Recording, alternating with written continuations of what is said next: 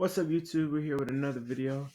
We're doing this part two to the court cam video I did, but the thing was that I couldn't release the part one to the video because the footage wasn't really good. It was hella stuttering, hella slow. So I'm here to do the part two though. We left off here, so I'm gonna pretty much pick up from where we left off. I'm not sure if I want to do. Yes, I'm doing 440. What up, guys? Just want to make sure, yeah.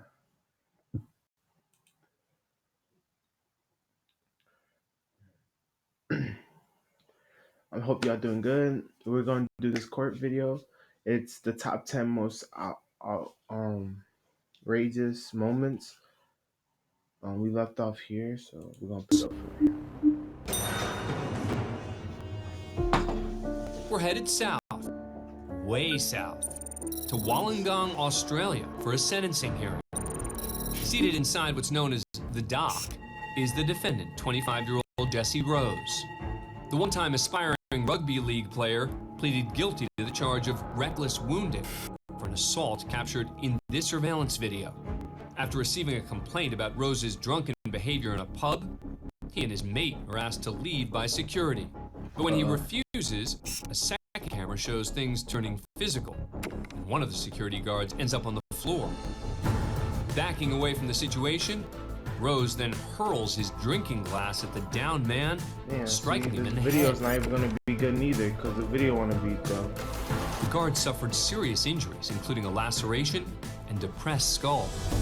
Ooh. Now at sentencing, Rose's attorney made a case to not send him to jail, claiming he's a changed man, holding down a steady job and living on the straight and narrow. But Judge Andrew Hasler makes it clear this is no kangaroo court, stating that the assault was too serious to consider leniency. And right about now, he announces Rose's sentence, 14 months in prison. But as one door closes for the defendant, he kicks another one wide open. Damn. 14 months ain't shit. You should be happy doing 14 months. What is that gonna do?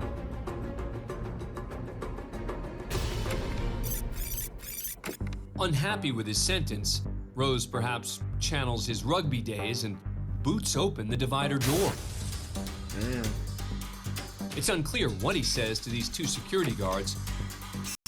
One guard takes a step or two back. After some more jawing, Rose takes things up a notch and throws not one, but two chairs at the guards. Can't even throw them right. Those are not folding chairs Rose just tossed. Those are standard office chairs weighing up to... There's no comparison for the sounds you will find with an arcade. It's an instrument that creates endless possibilities. The fuck them police officers doing? Weighing up to 60 pounds or 27 kilograms in Australia. What you might have missed is this guard who sneaks around the backside of the dock and, like a boomerang, flies back into action. First bobbing and weaving, then going down under for a tackle. With the help of the other guard, Rose is pinned to the floor. His girlfriend can be seen in the rear of the courtroom. Other officers eventually enter, get Rose to his feet, and escort him out. For his courtroom tantrum, Jesse Rose was charged with property damage and assaulting a law enforcement officer. An additional 8 months was added to his original 14-month sentence. Now he's doing 2. Now we move on to the Saline County Courthouse in Wilbur, Nebraska, where a witness for the prosecution has just finished her testimony in the first-degree murder trial of Aubrey Trail. All right, ma'am, you are free to go, and you are murder trial? No longer sequestered. Thank you very much. Trail stands accused of killing and dismembering 24-year-old Sydney Loof after wooing her through an online dating app. His alleged... She's mad, and she got so mad, she killed him over, well, so far we know they met over a dating app. If that's just dumb. I mean, see if he didn't. His accomplice? His girlfriend, Bailey Boswell, They're both charged with criminal conspiracy to commit murder, as well as first-degree murder and improper disposal. Wait, what's going on? Take this, that. Year-old Sydney Loof after wooing her through an online dating app. Right. His alleged accomplice? His girlfriend, Bailey Boswell.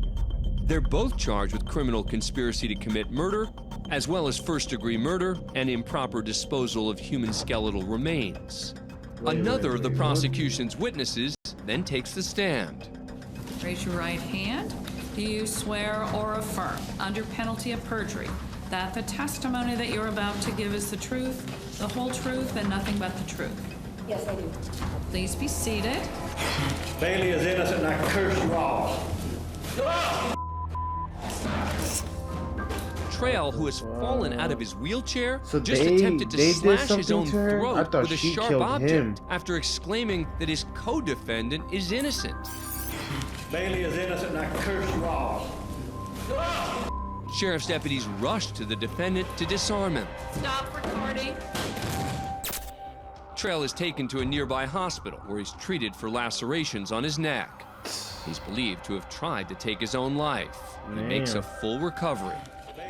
The judge orders the defendant to be handcuffed for the rest of the trial and instructs the jury in regard to the throat slashing incident they witnessed. I'm going to order you to disregard the outburst that you heard this morning and to not consider it in your deliberations at the end of the trial. 2 weeks later, Trail's found guilty of first-degree murder and conspiracy to commit. Wow. Wow. That's crazy, man. I thought she did something to him. I thought she killed him. But no, it's the whole reverse. And he had a wait, I want to see she helped him. Commit murder. His attorneys have filed a motion for a new trial. At the time of this production, he had not yet been sentenced. So I don't think they charged her. As for his co-defendant, Bailey Boswell, Oh. a trial date is set for late 2019. That's crazy, For man. this next story, we want to Stay warn you, safe out there. the facts are gruesome. But as you will see, daring escapes aren't only attempted in the American legal system. As we head over to Russia. Russia? Seen this one. I've seen this one already. We can skip it. We already seen it, so.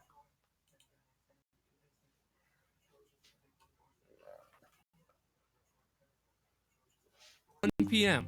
and things are quiet inside the Crawford County Courthouse. Okay.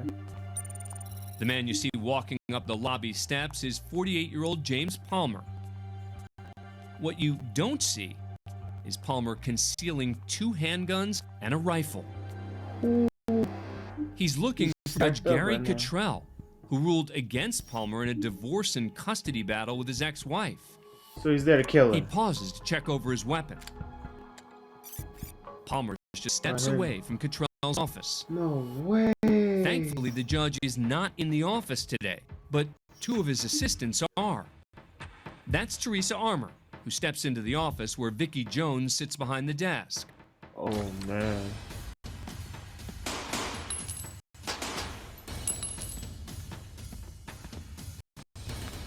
Armour escapes, while Jones suffers a gunshot wound to her leg. Oh Her life my is God. spared when Palmer realizes Cottrell isn't there and leaves.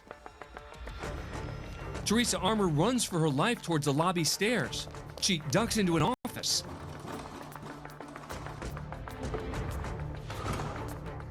Palmer's right behind her, fully loaded, What the fuck?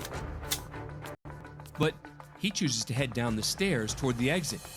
Probably doesn't even By now, the rest of the understand. office knows there's an active shooter in the building and have notified police. I should. That's fucking crazy. How y'all gonna let that man walk in and walk out? Inside the squad car en route to the scene is Van Buren police officer David Passon. That have escalated so That's Palmer fast. exiting the courthouse. If he was a dick, It cat looks like killed he's him. ditched the overcoat. Corporal Passon is headed straight for him. Get that nigga, bro. Get him. Don't even let him leave.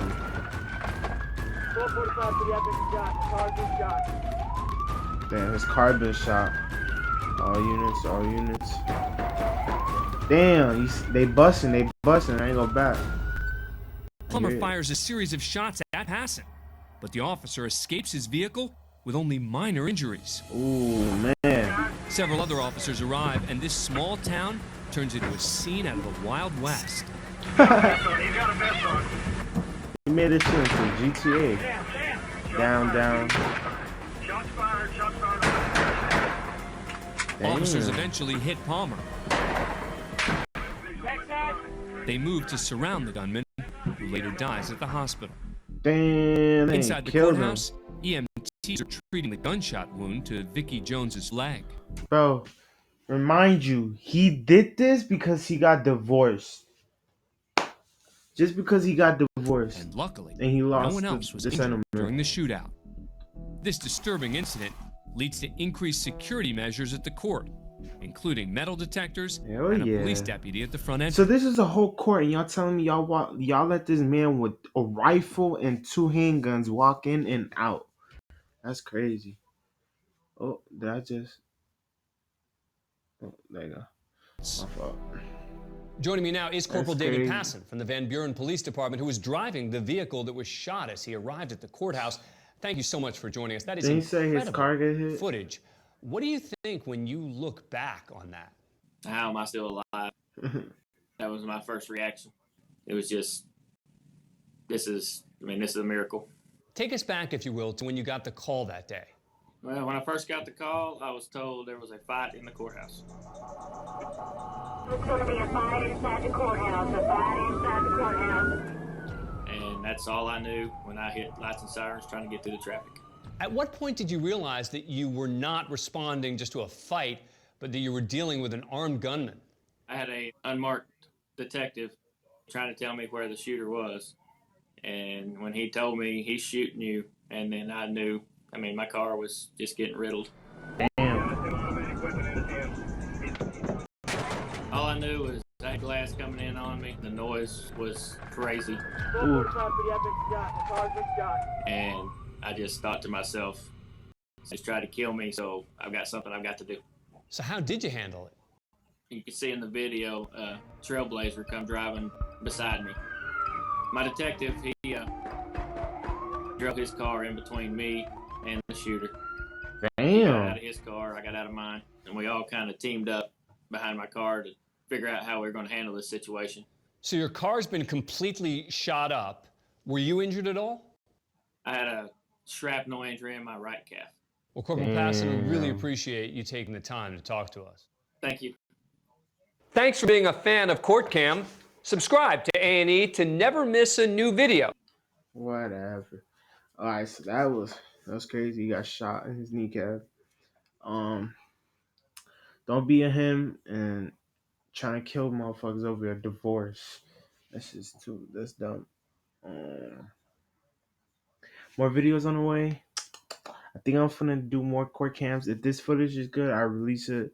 Again, I couldn't release the first part of this video because the footage wasn't really good at all. When I'm telling you it wasn't good, it was not good. That being said, I'll probably do more court cam videos. This won't be the only one. With that being said, I'll catch you on the next one. Peace.